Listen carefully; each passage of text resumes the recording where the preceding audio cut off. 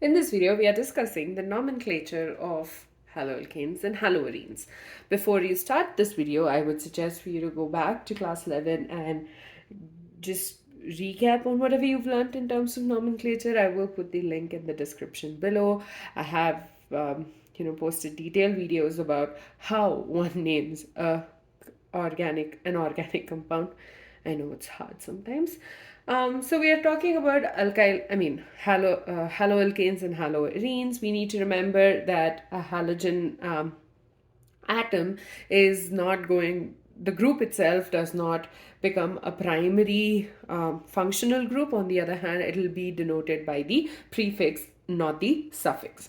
So alkyl halides, the halogen atom replaces a hydrogen. We'll start with the IUPAC name. So it starts with this carbon because it is attached to the bromine.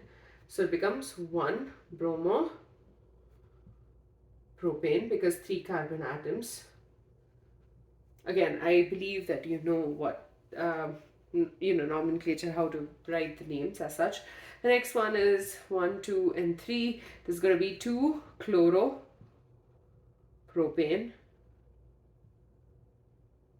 and this is 1, 2, 3, 3, and this gets priority. So 1 chloro, 2 methyl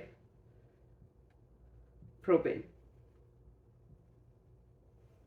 So these are the IUPAC names. On the other hand, for the common names, it is denoted by the alkyl halide. So the name of the alkane, like this group, and the name of the halogen atom. So this is propane, right? So this is N-propyl bromide. This is attached to the second carbon atom, so it becomes isopropyl chloride, and this on the other hand will become isobutyl because 4 carbon atoms chloride. So that is alkyl halides. Next, in case of aryl halides, when you have just mono substituted one like this, it's going to be bromobenzene is the common name, and the IUPAC name is also bromobenzene. So bromobenzene is both the common as well as the IUPAC name for this particular compound. On the other hand, for di-substituted, okay, this is the first position, second, and the third. 1, 3 dibromo benzene. So this is the IUPAC name. However, the common name, it's denoted as, so if you remember from last year, okay, sorry, I shouldn't have drawn that line. So when you have a halogen atom at this position and this position, then you have a di substituted at this, and then you have it at this and this. So this, relative to this position, this assumed as the first carbon. Relative to this is the first and this is the second. So 1, 2 is ortho, 1, 3 is meta, and 1, 4 is para. So the halogen atom is at the first and the third position, which means it is a meta substituted. So M, to denote that it is meta, dibromo benzene. The next one is the IUPAC name, first carbon, second, third, fourth, fifth, sixth. So we have a halogen at first, third, and fifth. And even if we number it this way, it's going to be the same position. So 1, 3, 5, tribromo benzene. And this one is called as syn tribromo benzene. Sim tribromobenzene.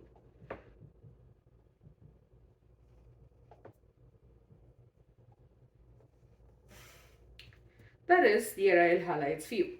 The next one is dihaloalkanes. Dihaloalkanes are further divided into geminal dihalides and vicinal dihalides. And if you see here, it's quite obvious as to how they are different from each other. Geminal dihalides have both the chlorine or both the halogen atoms attached to the same carbon atom, whereas vicinal have it attached to two different carbon or two adjacent carbon atoms. So let's start with the IUPAC name. So you have 1 and 2. This is the first carbon. So 1, 1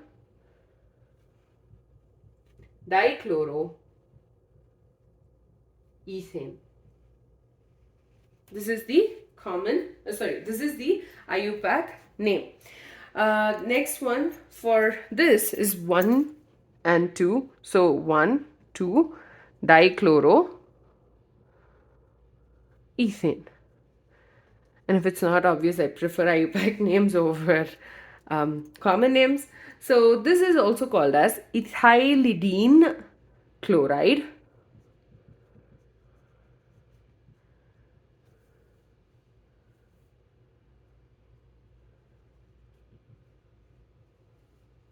Or it can also be written as, it is gem dihalide, whereas this one is called as ethylene dichloride.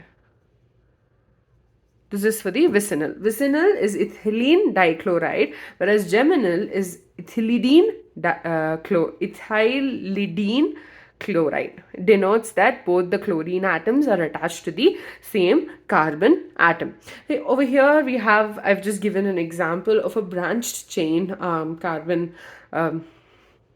halogen group, branched chain haloalkane. So you have this as the first carbon because chlorine is attached to it. So 1, 2, and 3. So the IUPAC name is going to be 1 chloro 2, 2, 2 dimethyl propane. So that is the name because of the various rules that you've learned about branched chained alkanes. With that, we're done with the nomenclature. The reason it's this short is because I'm hoping you already have an idea about how nomenclature of organic compounds looks like. And if you don't, I suggest you go check it out because nomenclature is one of the most commonly asked questions, and they don't not only ask you with respect to this chapter, they will ask you with respect to the other chapters as well. So just go through that, and that's enough for you to answer nomenclature based questions for this year as well. So do check those videos out. So we started with alkyl halides and then moved on to aryl halides, and then we did dihaloalkanes, which are further classified as geminal and vicinal dihalides. Do check out the table that has been given in your textbook as well, and practice those questions and they will help you. With that, we're done with the nomenclature. In the next video, we will be learning, or we will be discussing the example problems given in your textbook.